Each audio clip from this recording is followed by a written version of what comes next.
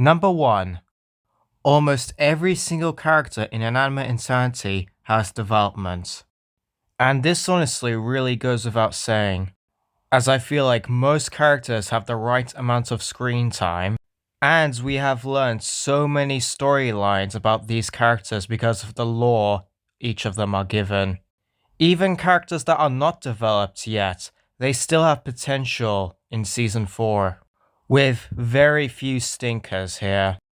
The BFDI saga only really focuses on giving the main characters of the show screen time. Now, yes, I understand it's not the easiest task in the world to evenly develop every single character when you got a cast of over 60 contestants, but overall, I would say Inanimate Insanity has a wider range of character development. And I wouldn't name one character in Inanimate Insanity that hogs too much screen time. Something BFDI needs to stop doing. Number 2.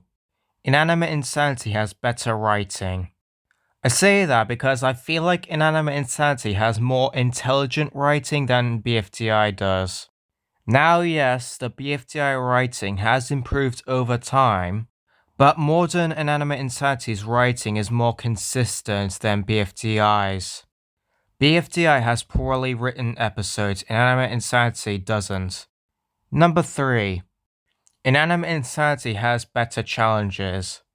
Now, I get it. BFDI challenges can be iconic, but I just think Inanimate Insanity has better paced challenges, and as an II viewer myself, I'm more entertained by Inanimate Insanity challenges, because some challenges have really cool concepts, not to mention how well they are executed. Number 4. The eliminations in Inanimate Insanity are not garbage. Thanks to having contestant vote, every single elimination is fair and well handled to the storyline. It's not a battle to see who gets the least screen time, goes home. Number 5. Inanimate Insanity has more suspense, which further proves my point why eliminations in Inanimate Insanity are better handled. Because it's not so obvious who's gonna lose in BFDI. And it's not just the eliminations. There is so much more intensity in Inanimate Insanity as a whole, especially during the climax of Season 2. And even the challenges really keeps me on my toes. Number 6. Inanimate Insanity has so much emotion. There is so much dark moments in the show, it really makes my emotions swing back and forth.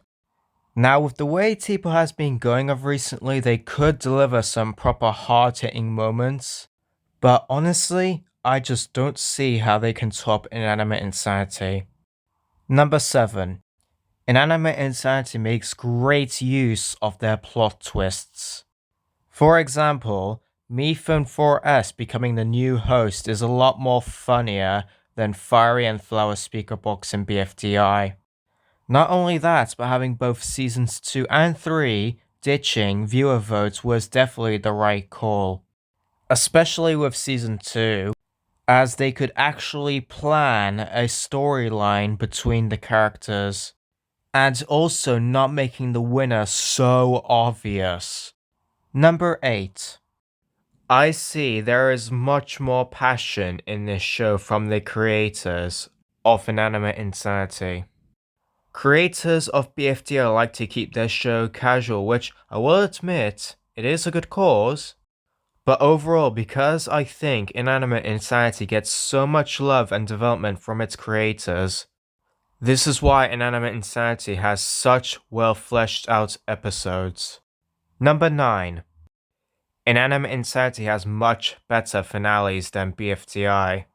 And man, don't even get me started on the season 2 finale. Steve Cobbs was an amazing antagonist. He was one of those characters that was just so perfectly hateable, and I love it. Every single character felt relevant. Even their so-called conclusions was rounded off well. And I find so much joy in watching the Inanimate Insanity finales. I actually never get bored watching an Inanimate Insanity finale, which is something I can't say the same thing for the BFDI finale, and definitely can't say the same thing for the BFB finale. Number 10. This is a bit minor and definitely most subjective, but I think Inanimate Insanity has better animation. Now, yes, the BFDI animation has improved over time.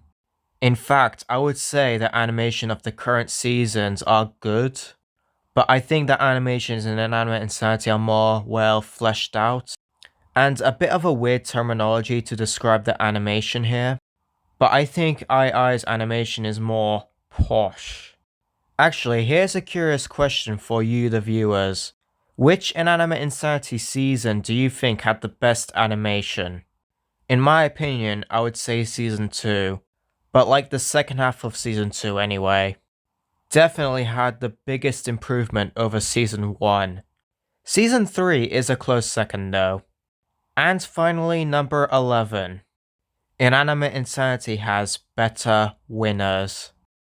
Fari won BFDI because he was basically the mascot of the show.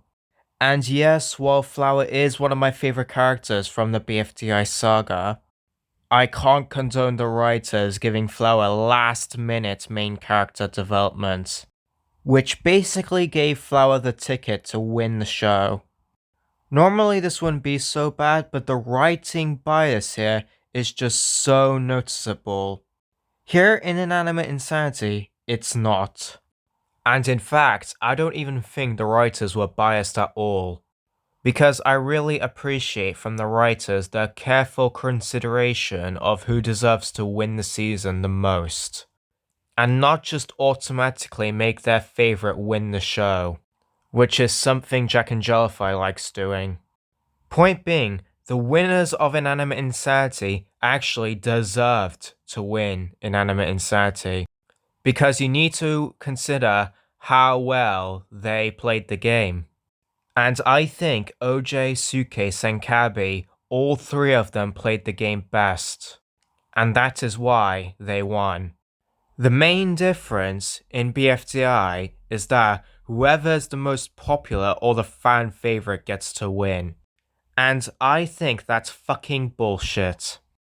Because all one character needs is enough screen time, somehow become the fan favorite, and boom, you're probably gonna win, and it's so obvious. And in an object show, or any show, in fact, I think it's better to have unpredictability than predictability.